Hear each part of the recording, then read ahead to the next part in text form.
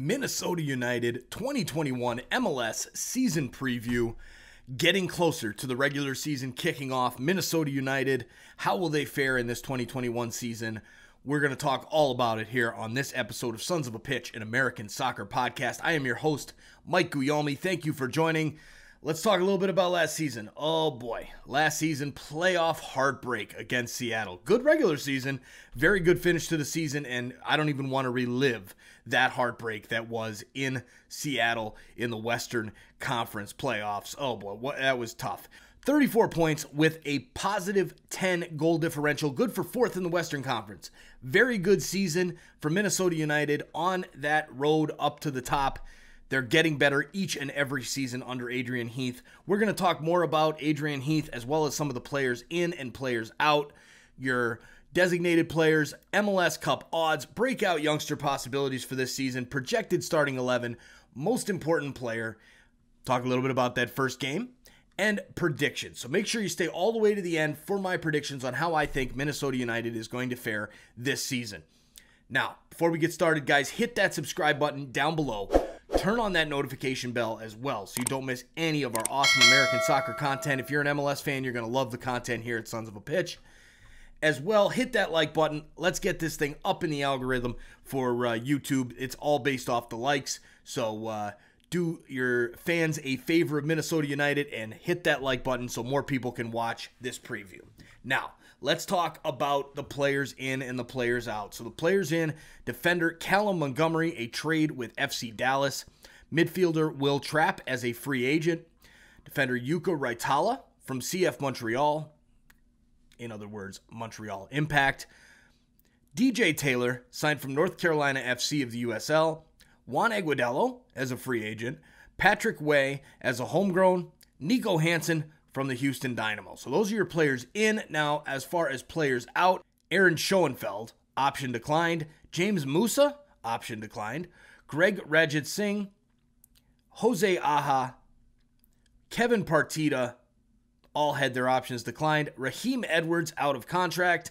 Kai Kamara, out of contract. Kevin Molino, out of contract as well. And midfielder Sam Gleadle.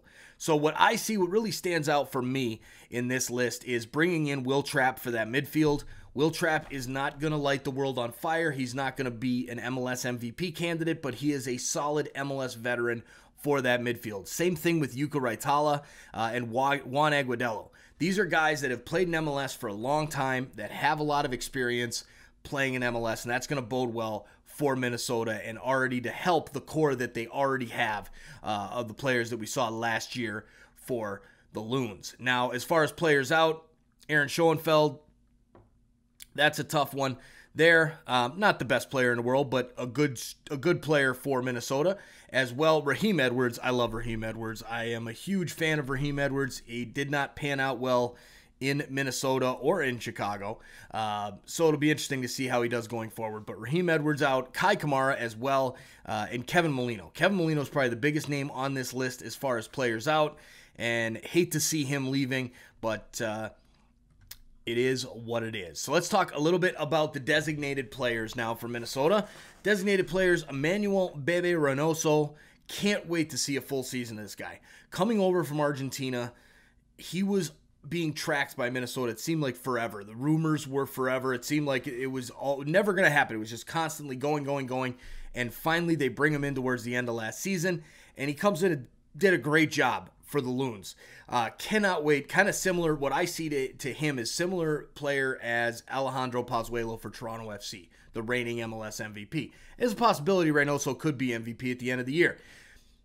He came in after playing a full season with Boca Juniors in Argentina. So he hasn't had a full offseason. Now he has that full offseason, and excited to see what he will do. And the same things that I said about Alejandro Pozuelo when he came to Toronto, very, very similar situation. That first season did well, but then that second season after a full offseason, he did amazing and won MVP. So I could see the same route for Emmanuel Reynoso. Next up on the designated players, Thomas Chacon, who is just loaned to Liverpool, but not that Liverpool. the Liverpool of Uruguay. Hasn't worked out yet for the young designated player, Thomas Chacon. We'll see if he even makes it back. There is an option to buy for Liverpool of Uruguay. Didn't really work out. It'll be interesting to see what the club does with the open designated player spots that they have, depending on how the loan goes with Thomas Chacon. So designated players, definitely room to grow there for Minnesota.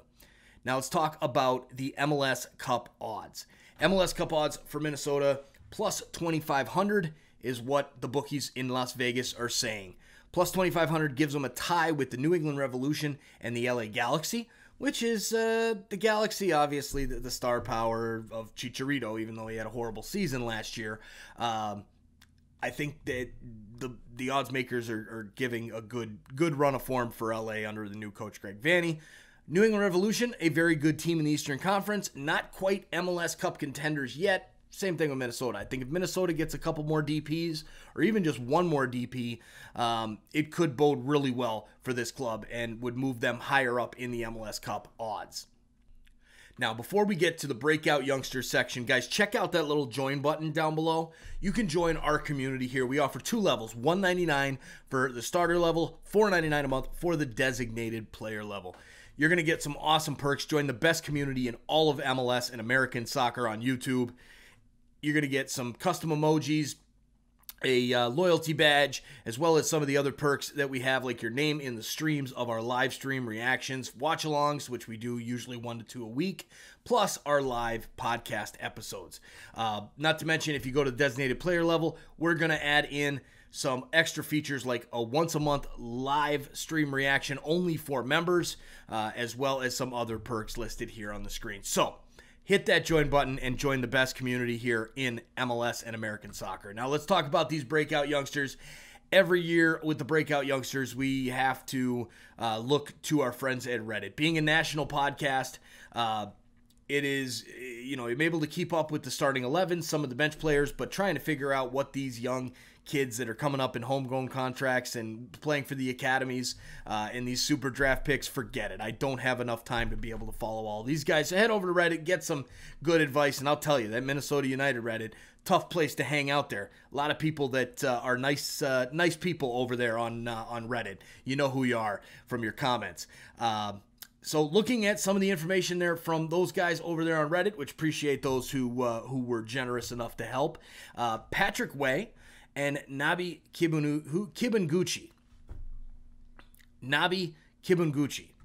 These guys, Patrick Way is going to get minutes up front. With Juan Agudelo, the only striker for this team, technically. There is another striker on the roster, but Patrick Way is going to get some minutes because Juan Agudelo, honestly, I don't think he's good enough.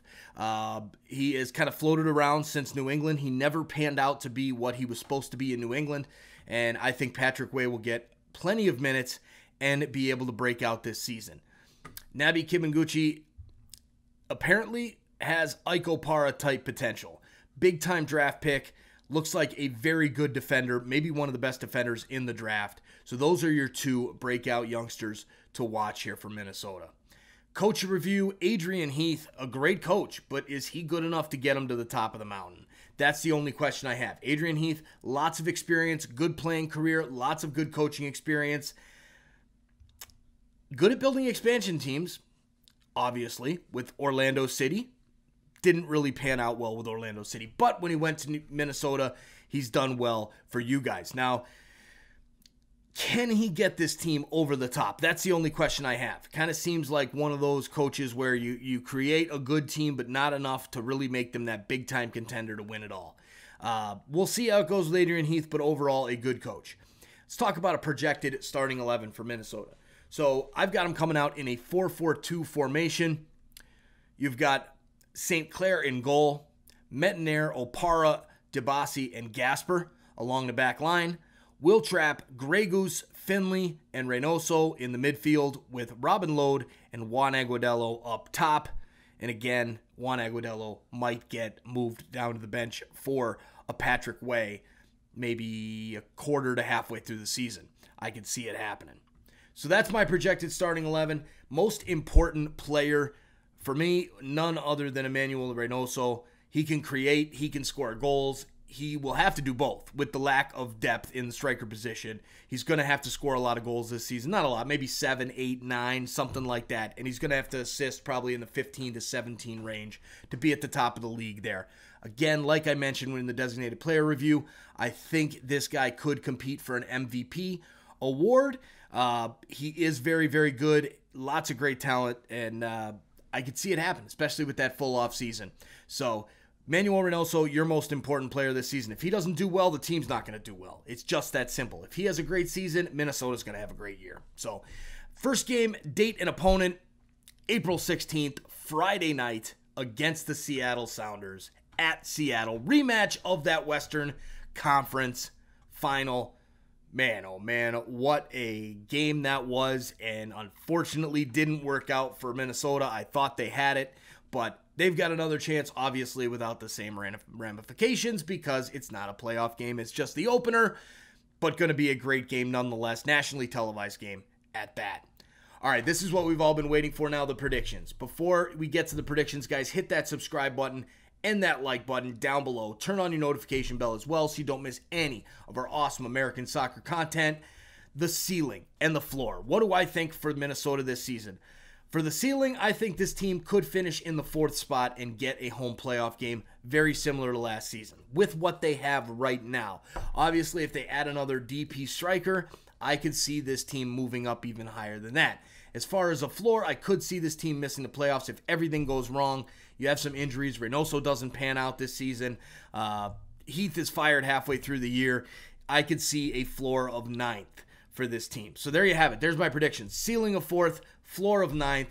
Make sure you watch for my MLS season preview where I'll give my predictions for all of the rankings throughout the playoffs in the Eastern and Western Conference. Minnesota should be a fun season for you. Thanks for watching this preview, and good luck to the Loons this season. We'll talk to you all very soon. Bye-bye.